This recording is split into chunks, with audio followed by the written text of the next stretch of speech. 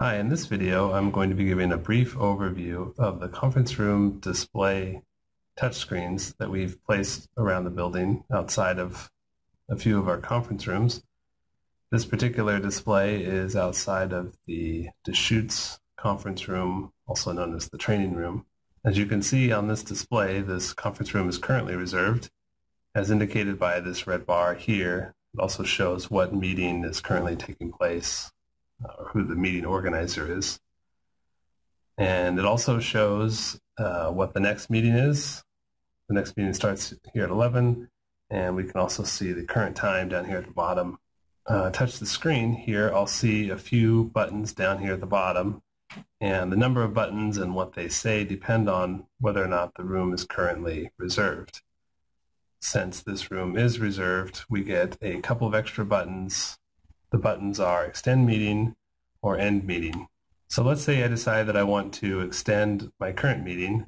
I can come out to the display, click the screen, click the extend meeting button down here at the bottom, and now I have options to extend the meeting past the current end time, which is 9:30.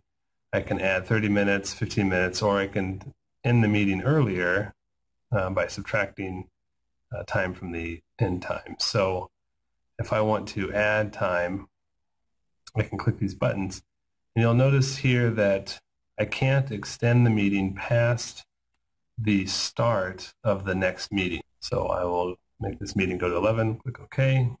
And then you'll notice that the end time for the meeting has been updated to 11 o'clock. So I had originally reserved this room through Outlook, and I am able to modify my room reservation through this screen.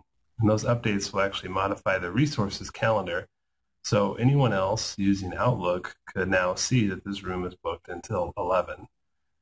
It doesn't modify the meeting organizer's calendar or anyone else's calendar. It only modifies the conference room's calendar, and only this particular occurrence of the meeting, not the meeting series. So now let's say that I'm done with this meeting. The meeting has ended early. I'm able to free up this resource by touching the screen, pressing the end meeting button, and I can end meeting now. Okay, end meeting. And now see the display update, and now we see that the conference room is available, and it is available for the next 2 hours and 8 minutes. So from this screen, I can also book a meeting. So now I only have 2 buttons instead of 3, and if I press the screen, I can press the Book Now button, and I can choose an end time for my current meeting. Again, I can't end it past the start of the next meeting, so I will just say OK to this. So the meeting will go from now until 10, and now we see that the conference room is reserved for a spontaneous meeting going from 8:53 until 10 a.m. From this display, I can also see what meetings are in this room today.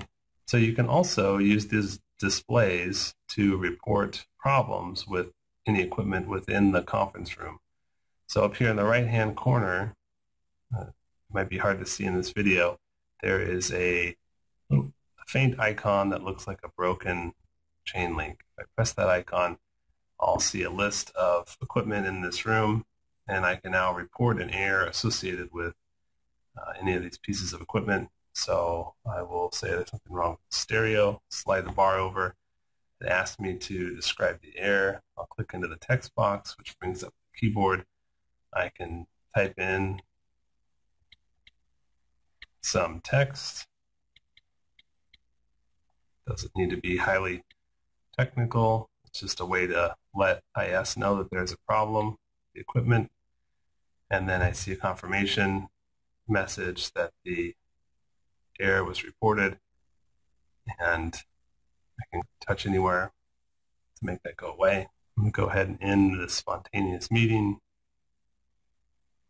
Meeting now. Okay. And that makes it available once again. Please let IS know if you have any questions regarding the use of these displays, or if you run into any problems with them. We hope that you find them easy to use and useful. Thanks.